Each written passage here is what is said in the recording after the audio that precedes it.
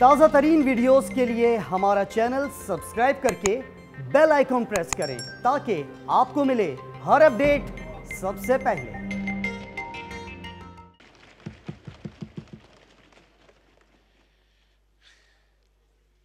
جناب اسپیکر، ابھی میں اپنا سپیچ ختم کرنے والا ہوں۔ آپ کو میں نے بہت کوشش کی کہ میں ایسا کچھ چیز تلاش کروں جو ایک کامیابی ہو، ایک اچھی خبر ہو، میں پاکستان کے سامنے بتا سکوں کہ یہ ایک کام ہے عمران خان صاحب کا جس کو میں بھی مانتا ہوں، میں بھی سمجھتا ہوں یہ بہت بڑا اچیومنٹ ہے۔ تو پہلے میں نے سوچا کہ یہ جو بہت بڑا انسینٹیو دیا گیا ہے کنسٹرکشن سیکٹر کو، ریل اسٹیٹ سیکٹر کو، اتنا سارا پیسہ اس میں خرچ کیا گیا ہے کہ اس کا کوئی نہ کوئی تو فائدہ ہوگا، مگر اس میں مجھے وہ مزہ نہیں آیا جناب اسپیکر۔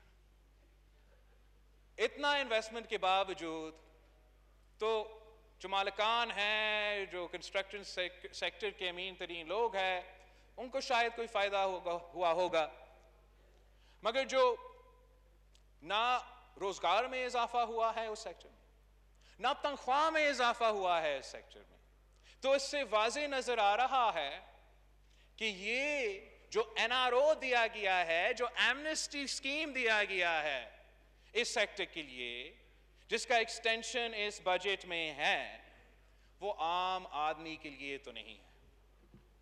آپ ان کے لیے اتنا پیسہ کا بندوبست کر سکتے ہو، مگر پاکستان کے کسان کے لیے، پاکستان کے عوام کے لیے کوئی ایمنسٹی نہیں ہوتا۔ اگر اس بجٹ میں ریلیف ہے تو امیروں کے لیے ریلیف ہوگا، عام آدمی کے لیے تکلیف ہے۔ مگر میں نے ایک پوائنٹ جناب اسپیکر میرے نظر سے گزرا جو واقعی ہی ایک بہت ہی بڑا کامیابی ہے۔ ایک پوائنٹ ہے جو میں سمجھتا ہوں ہمیں قوم کے سامنے لانا چاہیے، آپ کو بھی اس پہ زیادہ پروموشن کرنا چاہیے کہ اس میں جو ہے نا خان صاحب کی کامیابی ہے۔ According to the economic survey 2020 to 2021, the population of horses has stagnated in Pakistan. Magar the population of donkeys has increased drastically. 100,000 اضافہ ہوا ہے گدھوں کا تعداد میں، اور وہ 5.6 ملین تک پہنچ چکے ہیں۔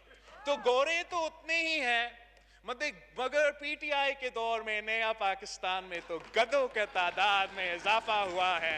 جناب اسپیکر، آپ کو مبارک ہو۔ Thank you.